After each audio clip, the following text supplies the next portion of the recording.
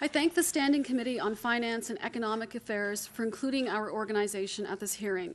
We thank the Government of Ontario for its leadership on assisted dying and for tabling Bill 84. Dying with Dignity Canada is the national organization committed to improving quality of dying. We represent the 84% of Ontarians who support the Supreme Court of Canada's decision in Carter. We are a person-centered advocacy organization, and we work to ensure that medical assistance in dying, MAID, regulatory and legislative frameworks are fair and compassionate and do not cause further harm to people whose health is already severely compromised. While Bill 84 contains a number of good amendments, such as protecting healthcare providers and others in the lawful provision of MAID, protecting existing insurance policy agreements, and protecting the privacy of individuals and clinicians, we do have concerns that I will highlight today and that are more detailed in the written submission that you all have in front of you. Our primary concern in the draft legislation is that it allows public health care facilities to be exempt from freedom of information requests under the cover of privacy. Of course, we support the privacy of individuals and healthcare practitioners, but we do not believe that public healthcare facilities have a right to hide their policies. These are public institutions that receive public funds to deliver public health care. MAID is part of public health care. People and their families have a right to know which healthcare facilities in their communities provide assisted dying and which do not. In democratic societies, freedom of information requests are a critical tool for civil society organizations to hold government and public agencies accountable to its citizens and its residents. In our circulated materials, you will find a few stories that were generated through freedom of information requests by our organization. They illustrate gaps in MAID service that without this freedom of information mechanism, we would not be able to shine a light on.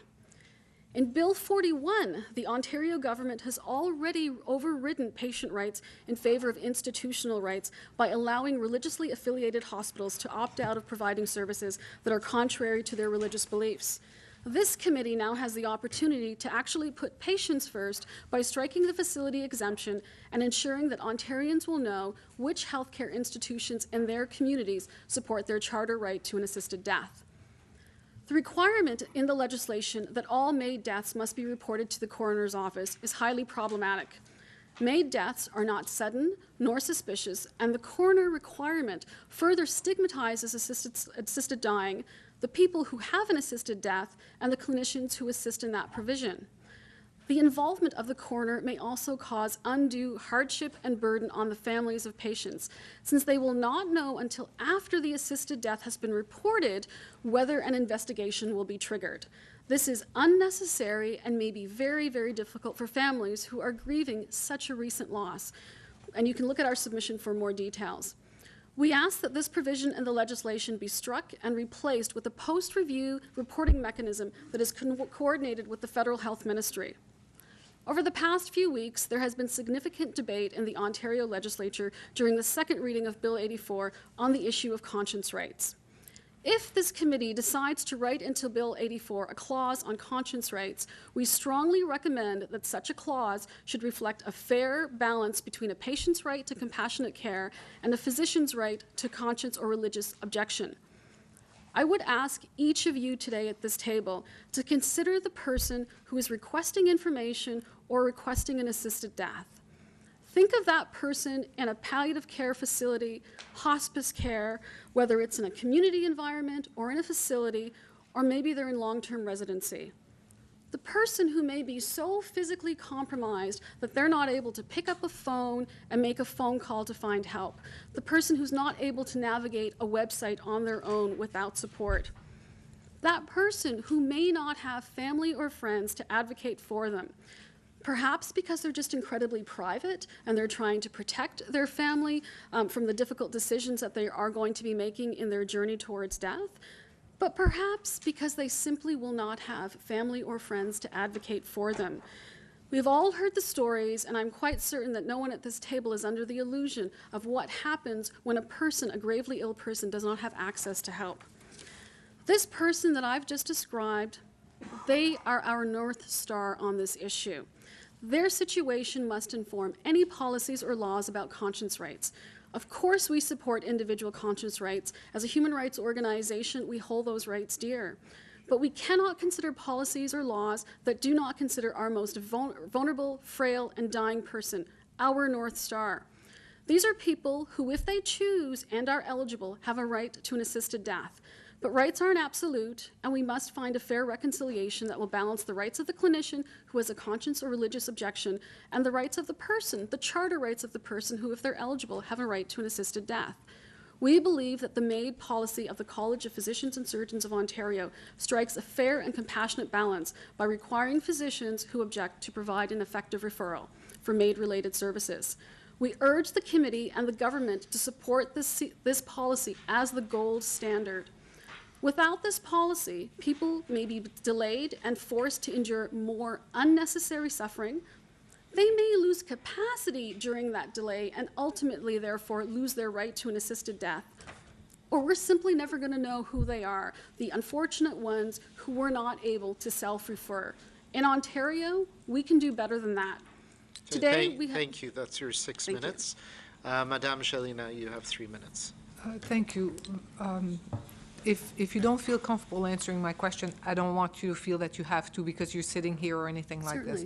But certainly, other organizations have put forward how they want to avoid the effective referral, and they want to have a system in place of case coordination that would be accessible to all, including the patients.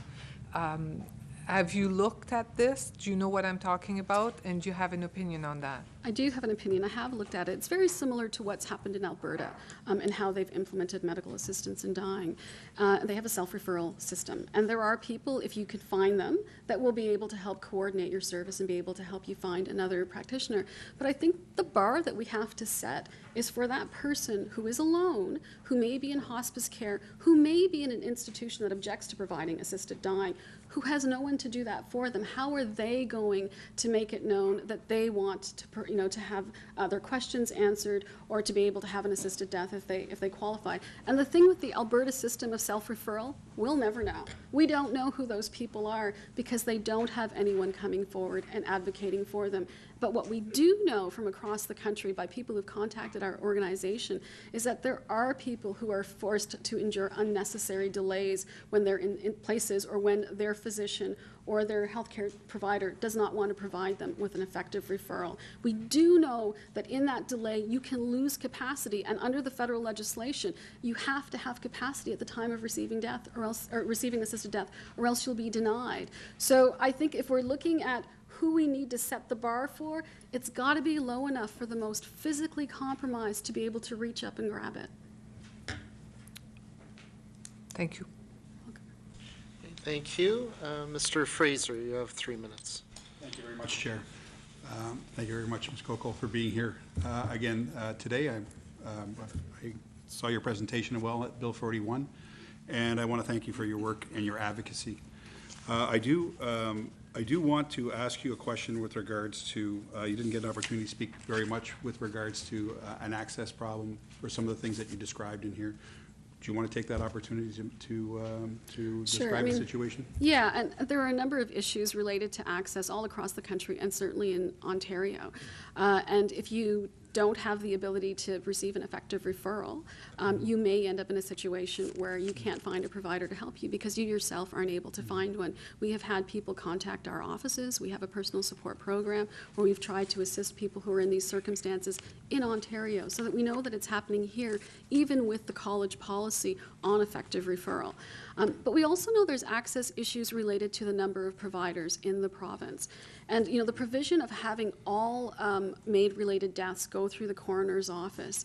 I believe that the province of Ontario is in this position because the federal government hasn't done their work according to Bill C-14 and coordinated effective reporting, so Ontario is left with trying to find a system, and it's the coroner's office. The problem with the coroner's office is that there's an additional amount of paperwork and bureaucracy. You don't know, as I mentioned, if an investigation will be triggered, but what that does is it acts as a disincentive for providers to want to be involved in what is already a very sensitive and emotional area of practice. How much time do I have? 1.5 minutes. 1.5 minutes. Thank you very much. So I heard your response to Madame Jalima with regards to a patient-facing care coordination service. And so we were just talking about access right now. So in terms of an access point, and I made this description earlier today, is that there may be situations that people find themselves in where seeking that information is not something that they want to share necessarily with their provider or necessarily with their family. And so I'd like your opinion on that in terms of how you see that. I know we talked a lot about privacy and protection of and practitioners and yeah, individuals' rights. I'm sure there are people who may already have a sense of how their doctor or nurse practitioner might feel about medical assistance in dying, and that they may ask questions, and they may not feel as comfortable, but I think that they have to be able to find the proper medical care and help and advice that they need. Most people, I believe, will go through their providers, even recognizing that they may not be supportive, but just to ask for help. And then it's the duty of the provider to be able to do that, as opposed to abandoning the person and the patient in these circumstances. Thank you. Okay. Thank you very much. Mr. Urich, you have 3 minutes. Thanks, Chair. Thanks for coming in and speaking today. Just a question, and I don't know, I don't have the answer myself of why it's in this bill about regarding identifying information for institutions, why it's not accessible.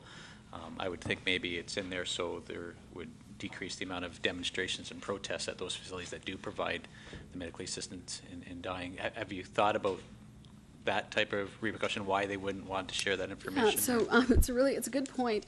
And the actuality is we've launched a campaign, it's called Shine a Light, where we've asked our supporters all across the country to check in their communities, hospitals, hospices, who's providing, who's not. We've got a Google map on our website where we're mapping it out so we can have a better understanding of what's going on. And what we found is that the facilities that are providing are very happy to share the information about what their policies are and the protocols and how it works. The ones that are not providing, however, are very hesitant, and we haven't seen any policies or protocols. In terms of the safety issue, there's more safety in numbers. If everyone across the province is providing an assisted death, you really can't target any one facility or hospital. It doesn't mean every place will necessarily have assisted dying, depending on circumstances or a time of the year. It just means that if everyone's providing, then there's far more safety in numbers. Have the LHINs been at all helpful in helping identify any? Some. So we have filed a number of freedom of information requests since the winter, and you'll see in one of the articles that we've provided, and I believe it's the Airy something Lynn, I can't think of the full name, that's it, that they didn't have policies in place, and that there was a situation where someone who was terminally ill was being transferred, and there was problems with that transfer. In the end, the person didn't have an assisted death, and there were problems between two facilities over this sort of coordinated strategy, which did not work.